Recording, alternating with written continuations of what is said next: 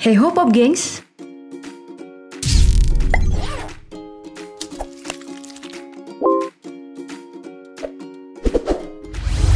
Demo atau promosi suatu produk dimaksudkan untuk mempermudah calon konsumen mengenali produk yang akan dipasarkan, sekaligus untuk menjaring konsumen lebih banyak. Namun apa jadinya jika promosinya gagal? Nah, ini nih yang menarik. Karena ternyata untuk seukuran perusahaan besar dunia, bisa juga melakukan kesalahan dalam demo produk.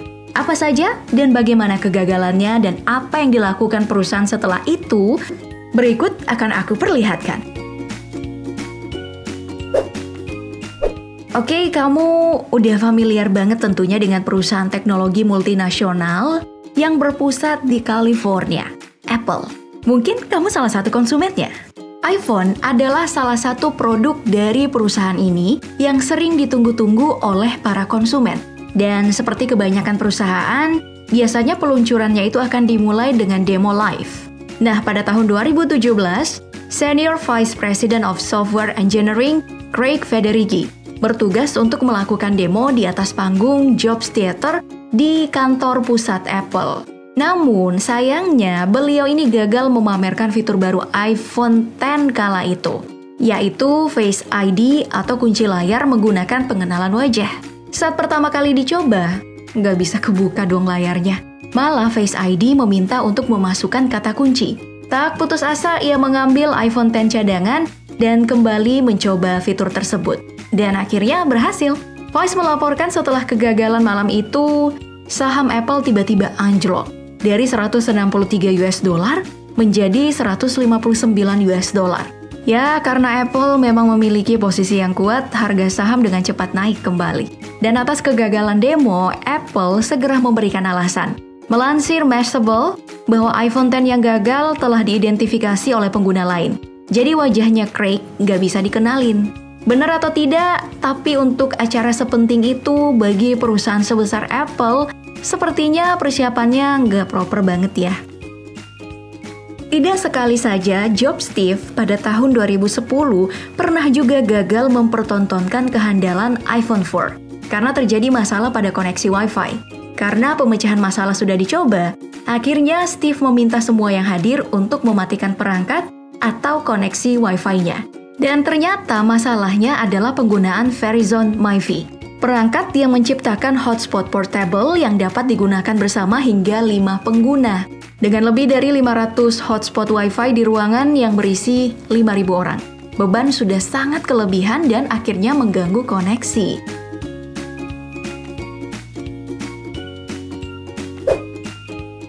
Pesaing beratnya dalam industri teknologi global, Microsoft juga pernah melakukan kegagalan saat demo produknya.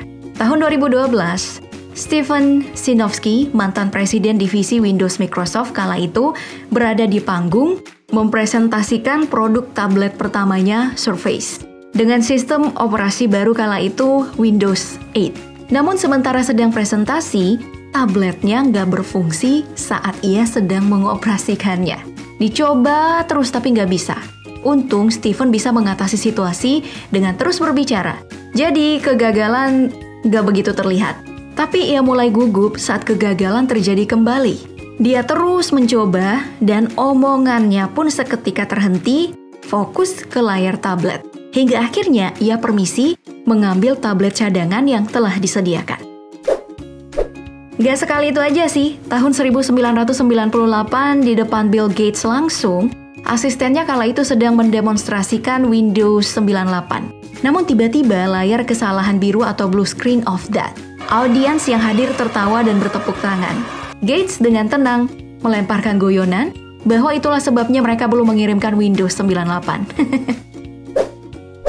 Kemudian di tahun 2006 kembali demo Microsoft terlihat gagal di depan halayak. Kala itu yang bertugas melakukan presentasi sedang mencoba salah satu fiturnya disebut pidato. Awalnya sih masih lancar, hingga akhirnya instruksi lewat pengenalan suara tersebut gagal mengenali perintah dari presentator di Word, yang berakhir lucu.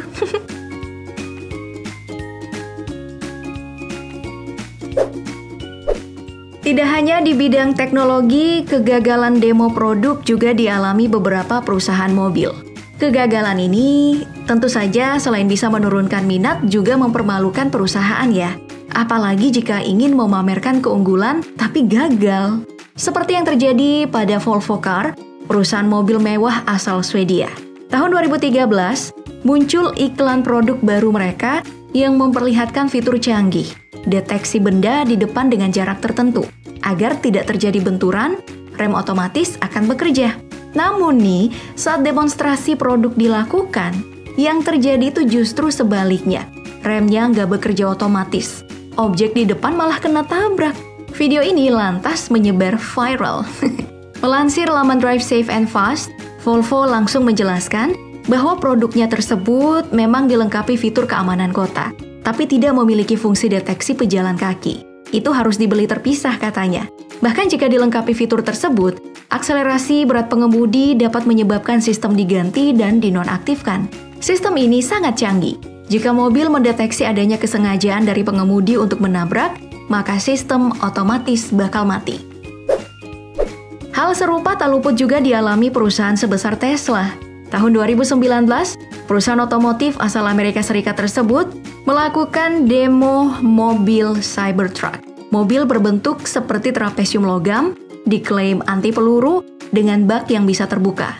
Penonton pun terkagum-kagum. Hingga akhirnya datanglah seorang pria membawa palu besar, memukul rangka mobil lain yang langsung penyok. Kemudian si pria palu bergeser ke arah Cybertruck, memukul rangkanya tapi tidak sekeras yang tadi.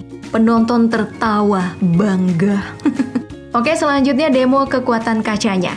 Pria palu tadi berubah menjadi pria bola baja, melempar dengan keras ke arah kaca dan pecah. Penonton gak jadi bangga. Elon Musk dengan nada bercanda mengatakan mungkin sebaiknya gak terlalu keras ya lemparannya. Pria baja pun meminta untuk mencoba sekali lagi dengan sedikit lembut. Tapi tetap aja pecah. Elon malu-malu nih, setidaknya bola tidak masuk ke dalam mobil ya katanya. Tak mampu berkata apa-apa, Elon undur diri dan demo selesai begitu saja. Namun di Twitter, Elon mengunggah video demonstrasi yang memperlihatkan tontonan yang berbeda. Kaca jendela tersebut mampu menahan bola logam dan memantulkannya. Video di belakang layar ini dilakukan sehari sebelum peluncuran.